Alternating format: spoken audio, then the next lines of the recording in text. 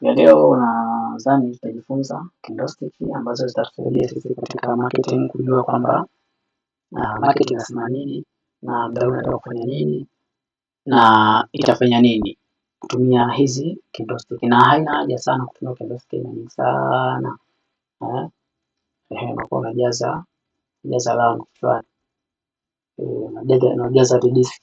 Kwa hiyo candlestick aina tatu tu nadhani zinatosha sana katika marketing kutambua kwamba market inafanya kitu gani. Kwa hiyo na prefer tutumie candlestick aina tatu. Kwa hiyo kutoka kuna Doji candlestick na kuna pin bar, engulfing, na pia tutakuwa tuna slash hammer, then tutakuwa tuna engulfing candlestick. Alright, sasa tutaanza na Doji. Sawa, Doji na alama yetu kama kujumlisha au msalaba. Sawa, nini sasa kitasababisha paka Doji ikawa hivi? Ni kwamba kulikuwa kuna buyers na then kulikuwa kuna sellers, na buyers pindi wana push juu na kama kuna sellers walikuwa wana push then wakaja kukutana katikati. Kwa hiyo ndio maana hii Doji inakuwa haina umbo lolote tofauti na msalaba, haina umbo kubwa, kwa hiyo inakuwa hivyo. Na open and close zinakuwa katika hapo katikati, kwa sababu na buyers walitoka chini kupanda na then sellers wakatoka juu wakashuka zinakutana katikati, nguvu zikawa aina moja, hivyo ikapelekea kwamba kutokea kwa Doji. Na ikitokea hii katika chart na tunasema soko linakuwa katika hali ya indecision making, kwa hiyo hakuna uamuzi za sell za buy. Kwa hiyo tunasubiria sasa nani mwenye nguvu zaidi ili ampush mwenzake na tupate directions. Nitaelezea baadaye, ukiona hii sehemu gani utajua kwamba nini kinafuata. Alright, tuingie sehemu ya pili ambayo tunaita kwamba yenyewe inajiita ni tunaweza tukasema ni pin bar au ama hammer zina relate. Kwa hivyo nataka tu uelewe ambacho nataka kuelezea hapa, nataka uelewe jinsi gani candlestick inavyokaa na mchakato jinsi unavyokuwa, ili wewe usikuchanganye sana hizi pin bar hammer kuvuruga sana kichwa, lakini nataka uelewe tu kwamba kwa nini inakuwa hivi. Okay, tutaendelea. Hapa inaonekana kwamba kuna mkia mrefu long wick na then kuna mkia mdogo small wick, then kuna open and close.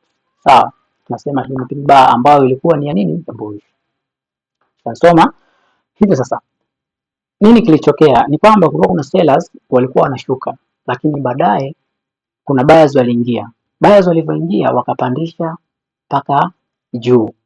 Right? Wakapandisha, ndio maana imebakiza mkia mdogo chini. Kwa Kiswahili tu chepesi. Nimeshaelewa kwamba kwa singetokea tofauti kwamba kungekuwa kuna mkia, ni kwamba kungekuwa hakuna sellers kabisa katika ile eneo, lakini katika ile eneo tulipata sellers walikuwa na nguvu, lakini nguvu ilikuwa ndogo. Nguvu yao ilikuwa ndogo, then wakapiwa, then buyers wakatake control. Ndio maana tunaona buyers wana nini, wana boli, then tunasema kwamba waliofungulia hapa wakafungiwa. That's why unaweza kuwa confused. Yaani hii inaweza kupeleka kwamba kwa confused. Kwa nini? Kwamba amefungulia hapa, amefungia hapa, alafu anasema kwamba kuna nini, kuna sellers. Of course sellers ndio walikuwepo, lakini hii ni tunasema ni nitumie lugha gani, kulikuwa kuna tuseme ni high volume. Nadhani kama ushakaa kwenye chat muda mrefu, nadhani hichi kitu nadhani ushakiona kitu kama hichi, ni kwamba candlestick inafunguka chap na then acha mkia, then inatengeneza kitu kama hichi hapa. Kwa hiyo ni hali ambayo inatokea, lakini lazima ulikuwa ndani yake kuna sellers, maana kwamba hizi mkia tunasemaga kwamba ina tabia kusweep nini, liquidity, na kwamba hapa kulikuwa kuna sellers na then ikapanda juu ndio ikatengeneza hii open and close. Kwa hiyo hichi kitendo cha hapa ni kitendo cha haraka sana. Sawa, ndio maana ikatengeneza umbo kama hili hapa, tukaita pin bar au tunaweza kutumia kama hammer. Alright, sasa baadaye tutaangalia ni sehemu gani ambavyo tukiona hii pin bar au hammer basi inakuwa inafanya nini au inakuwa ina kazi gani. Baadaye nitaelezea hivyo katika hii hapa. Hii tunasema upande unaweza tukautem as ngoja kidogo, ngoja turekebishe kidogo hapa mambo. Tunaweza tukasema kwamba hii ilikuwa ni upande, kulikuwa kuna buyers wana push, walivyo push buyers and then kukatokea sellers wakaja wakatake control. Ni the same na huku, kwa hiyo kutakuwa kuna open and close ni kawaida. Kwa hiyo kutakuwa kuna long week, kuna small week, then open itakuwa hapa and close itakuwa chini hapa. Sawa bwana. Kwa hivyo kwa hivyo inakuwa kwa mfumo huo hapo. Alright? Labda nikuandikieni hapa ili ambao mtakuwa mnasoma mnapitia msiweze kufanyeje, msiweze kuchanganya. Alright? Msiweze kuchanganya, tuandikieni tu, no problem. Nikuandikieni hivi kidogo, kwani mimi najua inakuwa ni rahisi sana na inakuwa inapendeza. Kipindi unapitia unakuwa hauhangaiki. Alright? Sawa. Alright. Ngoja tuangalie hapa, hii tunaita long week, and then hii tutaita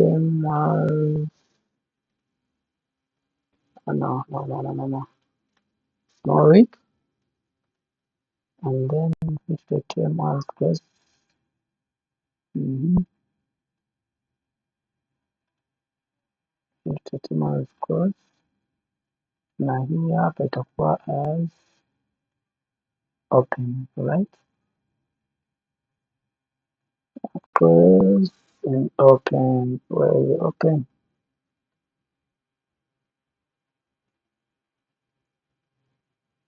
Oh. Okay. Tunaweza tukafanya kitu kimoja cha chafu hapa, tukaandika hapa, tukasema kitu kama hapa, tukaandika open. Alright, tukaandika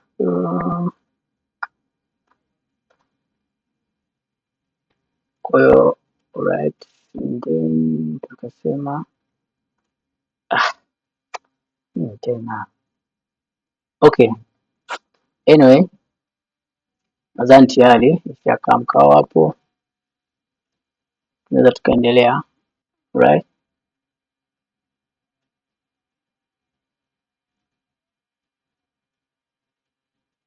Okay, nadhani sasa inaeleweka. Kwa hivyo kutokea mkia huu hapo kama mrefu, na then right hapa, nadhani sasa mtakuwa mnaelewa perfect kabisa. Okay, nadhani katika Penba uhama, nadhani logic inakuwa ni zile zile. Nadhani hapo tutakuwa tumeelewana. Ambapo hamjaelewa mtaniuliza. Rudi katika engulfing candlestick. Katika engulfing candlestick bwana, tunaweza tukaona hizi candlestick jinsi zilivyo. Katika engulfing ni kwamba candlestick hii tunasema ni bullish engulfing. Alright? Kwa sababu tuna candlestick moja ambayo ni fupi ya bearish, na kwa candlestick moja ambayo ni ndefu ya bullish. Sasa hii ni either, hii bodi yake, hii bodi ni either inaweza kushuka mpaka hapa chini ikawa kubwa, au ikalingana tu hivi hivi. Umeshanielewa? Kwa whatever ni vyovyote vile. Alright? Hii tunasema ni higher, and then hii hapa tunaita ni close. No, that is open. Tunaweza tema open price. Nasema zitachanganya hizi, zitavuruga. Alright. Hii tunaweza tukaitema as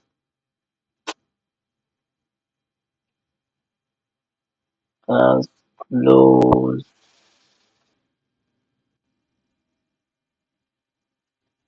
Ngoja tufanye kitu kimoja ili ziwe uniform hapa, nadhani itasumbua. Ngoja tufanye kitu kimoja hapa,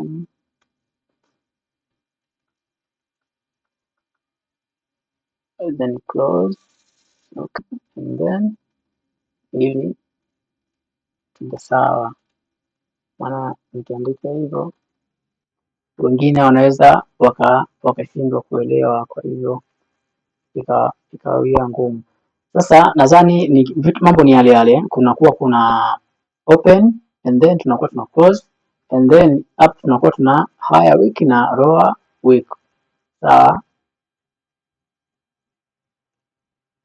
miki yake inakuwa ni midogo midogo. Sawa, kwa hivyo sasa katika bullish engulfing tunategemea kwamba kuona kwamba candlestick ya bearish imemezwa na candlestick ya nini, ya bullish, kama jinsi tunavyoona hapa. Ni kwamba ilifunguka ikachamkia na then ikaja ikafunga ikachamkia, lakini candlestick inakuja kufunguka hapa ikapanda ikawa ni kubwa, ikaizidi hii candlestick ya nini, candlestick ya tunaweza kusema ya bearish, inakuwa ndogo kuliko candlestick ya nini, ya bullish. Kwa hiyo vitu ni up and down. Kwa hiyo ukigeuza chini juu, kwa hii itabadilika, hii inatakiwa ibadilike, moja wapo itakuwa nyekundu, itakuwa ya kijani. Kwa hiyo ni the same. Kwa hiyo hii itakuwa ni zinabadilika, hii itakuwa ya kijani and then hii itakuwa ni nyekundu.